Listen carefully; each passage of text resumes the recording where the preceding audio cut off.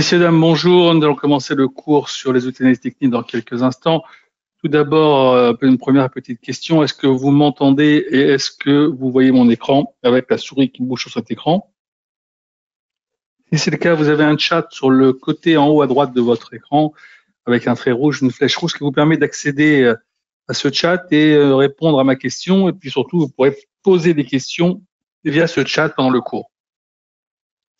Alors évidemment, pour l'instant, tout le monde n'est pas encore arrivé. Rebonjour à toutes et à tous. Est-ce que vous m'entendez? Est-ce que vous voyez bien l'écran? Est-ce qu'il n'y a pas de souci au niveau du son et de l'image? Si on peut me répondre à la question pour me dire que tout est OK, ça serait pas mal. Je rappelle que vous avez un chat pour pouvoir converser avec moi et poser des questions et répondre aussi certainement aussi aux questions que je vous pose. Donc, si vous avez la possibilité de me dire que tout est OK au niveau du son et de l'image, Mercedes, merci. On va commencer dans 30 secondes. À tout de suite. Donc, rebonjour à toutes et à tous. Nous allons commencer le cours sur les outils d'analyse technique. Alors, aujourd'hui, on essaiera de faire le cours sur, allez, on va dire sur le Nasdaq. Ça a l'air de bouger pas mal. Si vous avez une autre aspiration, n'hésitez pas à me le dire sur le chat. Si vous préférez un autre produit, on peut très bien essayer de faire ça sur un autre produit. Si vous voulez changer ça maintenant, envoyez-moi un petit message tout de suite sur le chat en me disant vous préférez un autre produit que le Nasdaq. Raphaël, est-ce que tu as, ou Mercedes, est-ce que vous avez un choix particulier ou est-ce que le Nasdaq, ça vous va?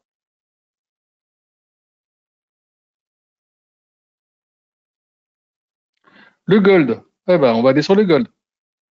Allez, on va aller se mettre sur le gold, ouvrir le graphique. Voilà. Alors, on va d'abord vite le paramétrer pour montrer comment on paramètre un graphique. Ok, je vais dans le graphique, je fais propriété. Là ici, je mets mes couleurs à moi, hein, donc c'est pas grave, hein, vous ferez après ce que vous voulez. Juste pour vous montrer comment on fait, on le fait vite. Voilà, la grille, la barre haussière, la barre baissière en rouge, la bougie haussière le même bleu, la bougie baissière le même rouge. Là ici on touche pas, on fait OK, on se met en daily. Ici vous avez toutes les unités de temps. On va se mettre en bougie japonaise. Ici vous avez ici les trois modèles, courbe, bougie ou bâtonnet. Là en ce moment on est en bâtonnet, on va se mettre donc en bougie japonaise. On grossit un peu le trait et on s'aperçoit donc que nous sommes bien en daily, on est en bougie japonaise. Donc chaque bougie représente une unité de temps, c'est-à-dire une journée de cotation. Et alors maintenant, on va essayer avec nos moyens d'interpréter les cours du gold et essayer de deviner par là même comment il pourrait évoluer.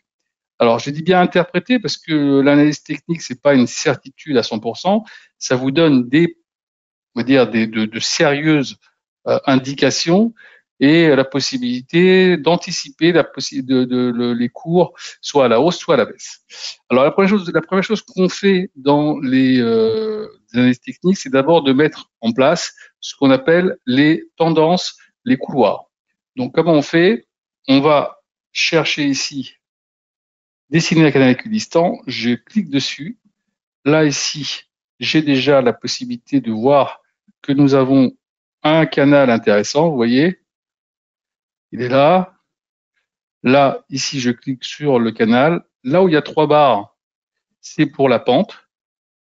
Donc voilà, j'essaie de relier les points hauts.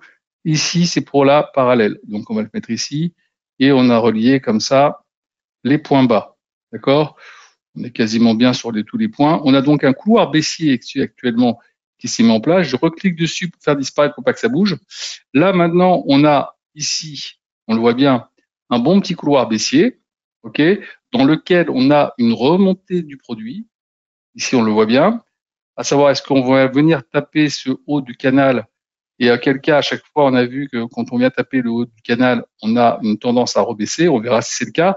Ou alors, allons-nous casser ce canal et aller beaucoup plus haut? C'est la question que tout le monde se pose et qu'on va essayer de répondre tout à l'heure. Alors, maintenant qu'on a fait ça, on peut commencer à mettre ce qu'on appelle les supports et les résistances. Alors, évidemment, on peut mettre le point haut ici, comme ça, on peut le voir. On va mettre évidemment les supports ici qui sont définis, on les voit bien. Là, là, support résistance, on voit bien ici, il y a un beau. Voilà. Alors, j'en ai mis quelques-uns. Évidemment, je les mets pas tous. Et vous verrez tout à l'heure que quand nous allons commencer à travailler et à mettre Fibonacci, une partie de ces lignes que nous avons mis entre support et résistance, vous verrez qu'elles sont absorbées par par Fibonacci. Donc, pour l'instant, on les met en évidence et ensuite, on verra un peu comment ça va se passer. Donc, pour l'instant, on a mis celle-là. Évidemment, on pourrait essayer de trouver d'autres traînes. Vous voyez, on a un beau traîne haussier ici que nous avons laissé de côté. Mais ici, là, maintenant, on va s'occuper juste des dernières, enfin, des 2 derniers mois et presque des 3 derniers mois sur lesquels on a travaillé. On voit bien le petit canal baissier que nous avons eu. On va essayer donc de voir un peu où ça va nous mener tout ça. Maintenant qu'on a mis ça en place, on peut commencer avec insertion, aller chercher d'autres indicateurs. Et on va aller chercher le premier d'entre eux, qui est Bollinger Band, des bandes de Bollinger. Je vous laisse le temps de regarder un petit peu comment on y arrive. Voilà, indicateur, trend, Bollinger Band. Je clique dessus. Là, je touche pas à ça. Vous pouvez changer la couleur si vous voulez ou la grosseur du trait. Vous faites juste OK. Et vous voyez maintenant les bandes de Bollinger viennent s'inscrire à l'intérieur de ce couloir. Donc, nous sommes bien dans le couloir baissier. On voit bien comment ça s'est passé. Là, maintenant, qu'est-ce que c'est que les bandes de Bollinger? Vous avez ici une moyenne mobile au milieu de 20 jours. D'accord? Dans cette moyenne mobile, on calcule des écarts types qui vont nous donner la possibilité d'anticiper, de se dire de quelle façon les prix peuvent évoluer, soit vers le haut, soit vers le bas. Auquel cas, normalement, quand on vient taper le haut des bandes de Bollinger ou le bas des bandes de Bollinger, on a des retours inverses qui se font, qui s'opèrent. C'est pas toujours le cas. Comme je dis, c'est toujours à peu près vérifié à 70-75%, mais la plupart du temps, on peut déjà un petit peu regarder quand on arrive sur le haut de la bande de Bollinger, se dire peut-être que on risque d'avoir un retour de manivelle. D'accord? Pour l'instant, on n'y est pas encore, donc on a peut-être encore un petit espoir d'aller chercher les 2047, peut-être 2050 par excès. Après, on verra si on gardera le cap ou si ça va revenir dans le train. Maintenant qu'on a mis ça en place, on va grossir un tout petit peu pour voir un peu mieux. Voilà. On a maintenant la possibilité d'aller chercher d'autres éléments. Vous avez vu, c'est pas compliqué pour les bandes de Bollinger. Hein. Il suffit après de regarder. Vous voyez, on tape en bas, hop, ça rebondit. On tape en haut, hop, ça repart dans le sens inverse. C'est assez régulier. Ici, vous voyez, on tape, ça rebondit dans l'autre sens. On tape ici en bas, ça rebondit dans l'autre sens. Donc, c'est quand même assez intéressant. C'est pas toujours le cas, comme je vous l'ai dit. Hein. Il y a des fois où on tape le haut de la bande, et puis après, on a une petite, même pendant 2-3 jours, une petite obsession à la hausse, par exemple, ou à la baisse, comme ici. Et donc, c'est pour ça que je vous dis qu'on n'a pas toujours les 100% de réussite avec la bande de Bollinger. Donc, il faut pas toujours être à 100% sur ce produit, mais le regarder en complément. Donc, on y va, insertion, indicateur, on va chercher dans oscillateur les Relative Strength Index. Donc, je laisse le temps de regarder. Donc, les RSI. Je clique dessus, touche pas la programmation, j'ai encore une fois la couleur ou la grosseur du trait, vous faites OK. Et là, vous allez avoir les RSI qui vont venir se mettre en bas du trend. On va réduire un peu pour pas prendre trop de place. Alors, qu'est-ce que c'est que les RSI? En fait, c'est un produit qui est en fait calculé sur les moyennes des hausses et moyennes des baisses des 14 derniers jours. Et ça va vous donner ce petit graphique qui va osciller entre 0 et 100. Donc, quand on est proche des 70 ou au-dessus, marché en surachat. Quand on est proche des 30 ou en dessous, marché en survente. Donc, on le voit bien là, ici, par exemple. Tout bonnement, on est venu taper ici les 80. Et, grosse surchauffe. Et puis derrière, hop, on va dire l'incendie s'est éteint, on est redescendu assez rapidement. Même chose ici, on vient taper, on va dire au-dessus des 70, voire 75. Derrière, hop, ça redescend. Et ici, on vient taper ici quasiment 15, hein, on est parti quand même très bas. Évidemment, après, hop, gros rallye à la hausse. Alors, on n'est pas toujours, vous voyez, on n'est pas toujours proche ici, vous voyez ici, on était proche des 30. Et bien derrière, retournement, Et pour l'instant, on est sur un 53, donc il y a encore peut-être une possibilité d'aller chercher au-dessus. D'ailleurs, on va mettre ici un peu les points hauts qu'on a fait ces dernières semaines. Ok, depuis novembre 2023, on n'a pas dépassé des 64, donc est-ce qu'on va aller encore titiller ce niveau-là? Ça sera à voir. Donc pour le moment, on a un marché qui se reprend un peu. Reste à savoir, est-ce qu'on a la possibilité d'aller chercher plus haut? On va voir ça par la suite. Maintenant qu'on a mis les RSI, on va aller chercher toujours dans insertion, indicateur, oscillateur, MACD. MACD, je clique dessus. Encore une fois, on ne touche pas ici la programmation, on fait juste OK. Voilà, vous avez les MACD qui sont là. On va essayer d'expliquer un peu ce que c'est. Les MACD, c'est en fait deux moyennes mobiles exponentielles de 12 et 26 jours qui vont vous donner une lecture, on va dire, un peu plus fine que des moyennes mobiles classiques, ce qui ne veut pas dire qu'on ne doit pas utiliser les moyennes mobiles, mais c'est quand même assez intéressant de pouvoir le lire ici. Alors vous avez un signal et comme vous voyez, il est quand même assez plat ce signal, donc on voit bien avoir sur le graphique, hein, le marché a du mal à essayer de se trouver, même si c'est pour l'instant un train baissier. On va dire qu'on a une médiane ici autour des 2030. Donc on va dire entre au-dessus ou en dessous, on a une petite variation qui se fait, mais on le sent ici sur la MACD. On redescend un petit peu en dessous du signal rouge, hop, pas trop, et hop, ça remonte après derrière au-dessus. Et là, si on a la même chose, on est redescendu, là on repasse au-dessus, mais c'est toujours très timide. Hein, les MACD qu'on voit, elles sont vraiment très très très fines. Donc à tout moment, il y a un basculement qui peut se faire dans l'autre sens. C'est toujours très très très compliqué en ce moment. Le gold ne donne pas encore, on va dire comme ça a été le cas ici, une vraie tendance de fond qui pourrait nous dire qu'on irait chercher par exemple 2140, retrouver les plus hauts. On n'en est pas encore là. Il faudrait avoir peut-être d'autres éléments. Peut-être d'ailleurs cette semaine, hein, tout à fait entre nous, que ça, avec les annonces qu'on aura cette semaine, hein, très très très judicieux. Hein, eh ben oui, Raphaël, on attend les annonces. On va avoir pas mal de choses sur l'inflation cette semaine, notamment en Europe, aussi aux États-Unis, parce que les indices PCE des ménages, ça, qui vont tomber toute cette semaine, ça va être important. La semaine prochaine, on aura l'inflation aussi aux États-Unis, mais on aura aussi le PIB aux États-Unis cette semaine. On aura pas mal de choses qui vont nous donner des indications de marché. Donc évidemment, ça va faire fluctuer un peu tout ça. Donc maintenant qu'on a mis pour l'instant les RSI et les MACD, on va aller chercher un nouvel indicateur, oscillateur, et on va chercher ici les stochastiques. Encore une fois, on ne touche pas à ça, la programmation, on fait juste OK, et voilà les stochastiques qui viennent se mettre sur notre écran. Alors, qu'est-ce que c'est que les stochastiques? Alors, pour juste un petit rappel de l'histoire de ce produit-là, à la base, c'est pas du tout un produit qui avait été mis en place ou créé pour la bourse. C'était un produit pour la répartition du hasard. Et c'est George Lane qui a trouvé judicieux d'essayer de voir ce que ça pouvait apporter au marché financier. Il l'a appliqué sur IBM et il a trouvé que ça amenait quand même pas mal de réponses ou des compléments de réponses, ce qui fait qu'aujourd'hui, beaucoup de traders l'utilisent pour pouvoir essayer de compléter leur vision du produit. Donc là, comme vous voyez, on a en vert la stochastique et ici on a le signal. Tant qu'on est au-dessus du signal, marché haussier. Dès qu'on casse et qu'on passe au-dessous, marché baissier.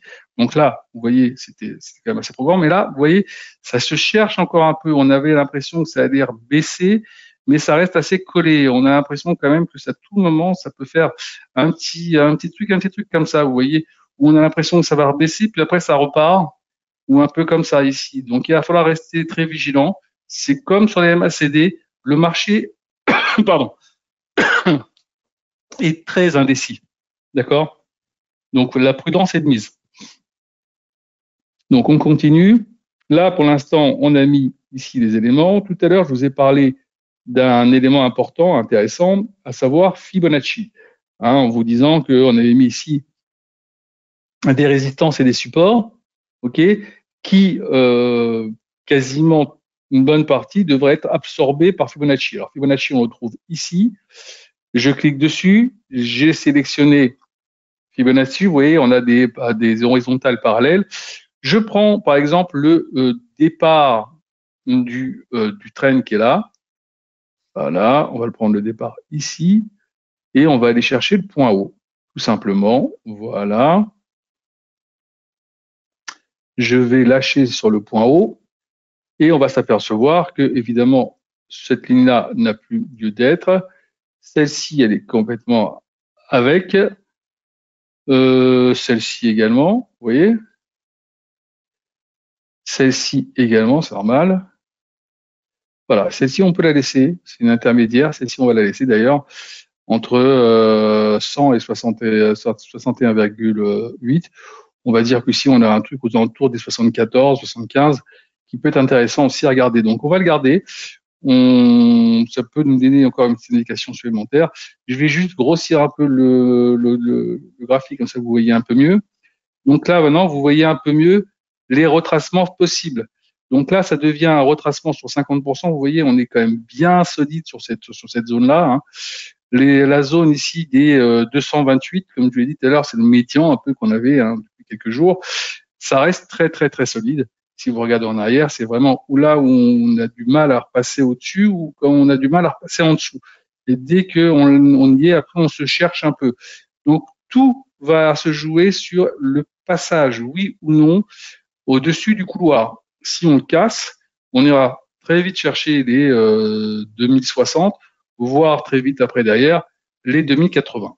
Maintenant, si on n'y arrive pas, on va se casser un peu les dents là-dessus pour certainement revenir chercher les 2028 et ensuite revenir peut-être à 2016, voire même revenir chercher les points bas que nous avons fait ici à 1985 à peu près. On verra si on le fera ou pas. On n'y est pas encore. Donc, on faudra suivre juste l'évolution par rapport à nos indicateurs et savoir un peu ce qu'il en est. Évidemment, les chiffres de cette semaine, comme l'a dit judicieusement Raphaël, vont être très importants. Alors, tout à l'heure, je vous ai parlé de MACD avec les moyennes mobiles exponentielles. On va quand même mettre en place les trois moyennes mobiles, on va dire, les plus importantes, mais les plus regardées. Voilà, les plus regardées. On a déjà celle de 20 jours qui est avec les bandes de Bollinger. On va juste aller mettre maintenant la 200 jours ici. Vous voyez, alors on va grossir un petit peu comme ça. On va faire ça. Voilà, la 200 jours, vous voyez, elle vient se coller en bas du trend, en bas du couloir. Elle est là. Elle est juste là. Donc, ça devient ici une grosse résistance. C'est-à-dire que si ça casse, si cette zone-là cassée, alors là, ça voudrait dire qu'on perdrait pied et qu'on pourrait peut-être aller chercher beaucoup, beaucoup, beaucoup plus bas. Donc, à surveiller, évidemment. Donc, maintenant, on va aller chercher maintenant insertion indicateur, trend, moving average, on va aller chercher la 100 jours. Évidemment, on va les changer de couleur, on va lui mettre un petit bleu, voilà, hop, voilà. Et vous voyez, la moyenne des 100 jours, elle est où? Elle est collée sur la moyenne mobile quasiment des 20 jours, aux alentours des 2020. Vous voyez, entre la moyenne mobile des 100 jours qui est quasiment collée sur la moyenne mobile des 20 jours. Ça devient une sacrée résistance ici. Hein. Donc celle-là, là, si ça vient à casser, tout de suite après derrière, vous pouvez vous dire qu'on irait chercher les 2000 points. Et on va aller chercher, maintenant qu'on a mis les 100 jours, voilà, on va aller chercher la dernière, la 50 jours. On va lui mettre une petite couleur un petit peu plus. Ça paraît pas mal. Ou celle-là, voilà. Voilà, et ben voilà. Vous voyez là, 50 jours, on est pile poil dessus, aux alentours des 2030. Donc voilà, encore une fois, c'est ce que je vous ai dit tout à l'heure, 2029, 2030, c'est vraiment la résistance importante. Et vous voyez, c'est pas très éloigné, 2030 ici d'un côté et ici 2020. C'est un peu le voyage qu'on fait depuis un petit moment. Je vais peut-être le grossir un petit peu pour qu'on puisse voir un peu mieux, voilà. Voilà. Donc, avec ça, déjà, vous avez une petite idée de ce que pourrait faire le marché. Alors, vous avez la possibilité aussi, pour essayer de réduire un peu le champ d'investigation, de faire ce qu'on appelle une oblique. Là, comme ça, vous rejoignez un peu tous les points ici, et vous vous dites, voilà, là, et vous voyez que ça forme une sorte de couloir, ça forme une sorte d'entonnoir. Donc, on peut dire que dans les 2 jours ou 3 jours qui arrivent, on va certainement avoir un mouvement intéressant. Alors, ça pourrait être comme ça a l'air de bien tenir ici, une cassure vers le haut. Et si par hasard c'était le cas contraire et qu'on avait une cassure ici, là, par ici, alors attention à l'accélération baissière. D'accord? Donc vous suivez bien ici cette oblique. Elle va vous servir vraiment comme support pour savoir si oui ou non on a la chance d'aller, peut-on enlever les autres indicateurs? Oui, on peut, ouais, bien sûr. Ne quittez pas un instant.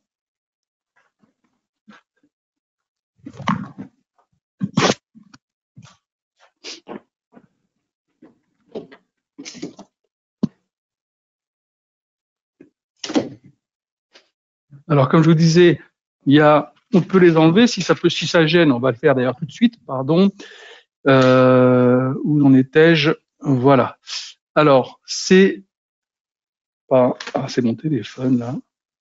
Voilà. Alors, il y a quoi qui peut gêner? Vous voulez qu'on enlève quoi? Les bandes de boulanger? Pas facile. On fait comme ça, clic droit sur le produit, on enlève.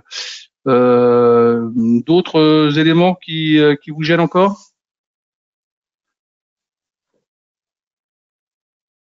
Non? Hop, hop. On peut enlever, il y a encore d'autres trucs, on peut enlever aussi, si vous voulez, s'il y a ça qui gêne, on peut enlever Fibonacci, supprimer Fibonacci, on voit un peu plus clair.